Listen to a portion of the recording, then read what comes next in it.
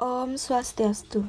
Halo, perkenalkan nama saya Ida Yulaksmi Dewi dari kelas 11 MIPA 5. Di sini saya akan menjelaskan materi bab 2, yaitu tentang pertumbuhan ekonomi dan pembangunan ekonomi. Kita akan mulai dari pertumbuhan ekonomi. Yang pertama yaitu ada pengertian pertumbuhan ekonomi. Pertumbuhan ekonomi adalah kenaikan kapasitas dalam jangka panjang suatu negara untuk menyediakan berbagai barang ekonomi bagi penduduknya, atau suatu kondisi di mana terjadinya peningkatan produk domestik bruto atau PDB suatu negara atau daerah. Yang kedua yaitu ada faktor yang mempengaruhi pertumbuhan ekonomi.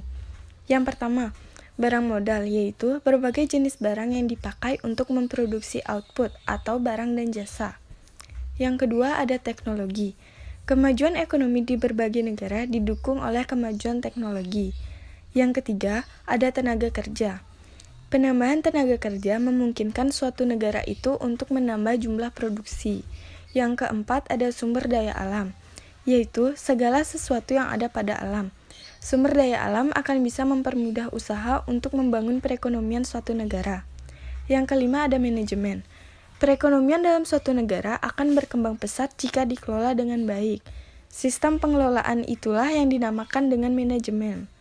Yang keenam ada kewirausahaan. Kewirausahaan adalah seseorang yang dapat dan berani untuk mengambil resiko dalam melakukan suatu usaha guna untuk mendapatkan keuntungan. Yang ketujuh itu ada informasi. Informasi sangat menunjang pertumbuhan ekonomi karena pelaku-pelaku ekonomi bisa mengambil keputusan berdasarkan informasi yang akurat, cepat, sempurna, dan seimbang. Selanjutnya yaitu ada teori pertumbuhan ekonomi. Yang pertama ada dari Fred Rieslis.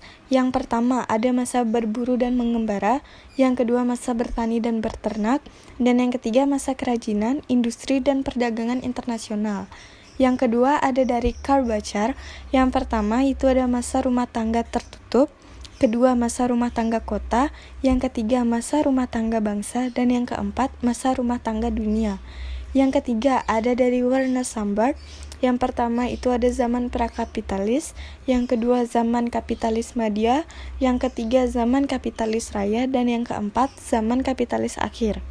Dan yang keempat itu dari Walt Whitman Herstow. Yang pertama itu ada masa tradisional, kedua masa prasyarat lepas landas, yang ketiga masa lepas landas, dan yang keempat masa perekonomian matang, dan yang terakhir masa ekonomi tinggi. Dan dari yang terakhir itu ada dari Bruno Hildebrand. Yang pertama ada masa barter, kedua masa pertukaran uang, dan yang ketiga masa pertukaran kredit. Oke, sekarang kita lanjut masuk ke pembangunan ekonomi. Itu yang pertama ada pengertian pembangunan ekonomi. Pembangunan ekonomi adalah suatu proses kenaikan pendapatan total dan pendapatan per kapita yang disertai dengan adanya pertambahan penduduk dan perubahan fundamental dalam struktur ekonomi suatu negara. Yang kedua, itu ada perencanaan pembangunan ekonomi. Perencanaan pembangunan ekonomi adalah awal dari membangun ekonomi menjadi lebih baik dari sebelumnya. Di Indonesia, perencanaan pembangunan ekonomi ini termasuk ke dalam perencanaan pembangunan nasional yang tertuang dalam Undang-Undang Nomor 25 Tahun 2004 tentang Sistem Perencanaan Pembangunan Nasional atau SPPPN. Dan yang ketiga itu ada keberhasilan pembangunan ekonomi. Yang pertama ada indikator keberhasilan pembangunan ekonomi. Indikator dan variabel pembangunan bisa berbeda-beda untuk setiap negara. Lembaga-lembaga internasional menggunakan indikator ekonomi antara lain yaitu pendapatan per kapita (GNP) atau PDB, struktur perekonomian, urbanisasi, dan jumlah tabungan. Adapun indikator lainnya yang menunjukkan kemajuan pembangunan sosial ekonomi suatu bangsa atau daerah yaitu indeks kualitas hidup dan indeks pembangunan manusia. Yang kedua itu ada faktor-faktor yang mempengaruhi pembangunan ekonomi. Yang pertama ada sumber daya manusia. Sumber daya manusia sangat berpengaruh terhadap tinggi rendahnya pembangunan ekonomi. Yang kedua ada sumber daya alam. Negara yang sedang dalam tahap berkembang sangat bergantung pada sumber daya alam. Yang ketiga ada ilmu pengetahuan dan teknologi atau IPTEK. IPTEK dapat mempengaruhi pembangunan ekonomi suatu negara. Yang keempat itu ada budaya. Budaya bisa sebagai pembangkit atau pendorong proses pembangun, tetapi dapat juga menjadi penghambatnya. Dan yang kelima itu ada sumber daya modal. Contohnya berupa barang yang penting untuk perkembangan serta kelancaran dalam pembangunan ekonomi. Sebab barang modal ini juga bisa meningkatkan dan memperbaiki produksi. Yang keempat itu ada perbedaan dan persamaan pembangunan ekonomi dan pertumbuhan ekonomi. Yang pertama persamaannya. Persamaan yang pertama itu keduanya merupakan kecenderungan di bidang ekonomi. Yang kedua, pokok permasalahan akhir adalah besarnya pendapatan per kapita. Yang ketiga, keduanya menjadi tanggung jawab pemerintah dan memerlukan dukungan rakyat.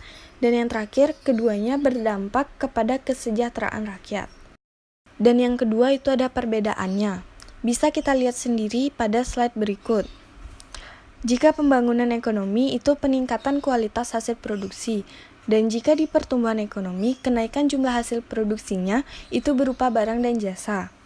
Dan dalam pembangunan ekonomi, kenaikan jumlah GNP persentasenya lebih besar daripada jumlah penduduk. Dan kalau di pertumbuhan ekonomi, kenaikan jumlah GNP dari tahun ke tahun dan memperhatikan apakah kenaikannya lebih besar atau lebih kecil daripada kenaikan jumlah penduduk. Dalam pembangunan ekonomi, itu peningkatan GNP dari tahun ke tahun disertai dengan perubahan struktur ekonomi dari tradisional menjadi modern, serta ditandai dengan perkembangan iptek. Dan kalau di pertumbuhan ekonomi, kenaikan GNP dari tahun ke tahun tidak disertai dengan perubahan struktur ekonomi dan perkembangan iptek. Dalam pembangunan ekonomi, kenaikan GNP disertai dengan peningkatan kesejahteraan masyarakat, pemerataan pendapatan, dan pertumbuhan jumlah penduduk. Dan jika di pertumbuhan ekonomi, kenaikan GNP tidak disertai dengan peningkatan kesejahteraan masyarakat dan pemerataan. Selanjutnya yaitu ada dampak pembangunan ekonomi. Kita mulai dari dampak positif pembangunan ekonomi. Yang pertama, itu ada melalui pembangunan ekonomi, pelaksanaan kegiatan perekonomian akan berjalan lebih lancar dan mampu mempercepat proses pertumbuhan ekonomi.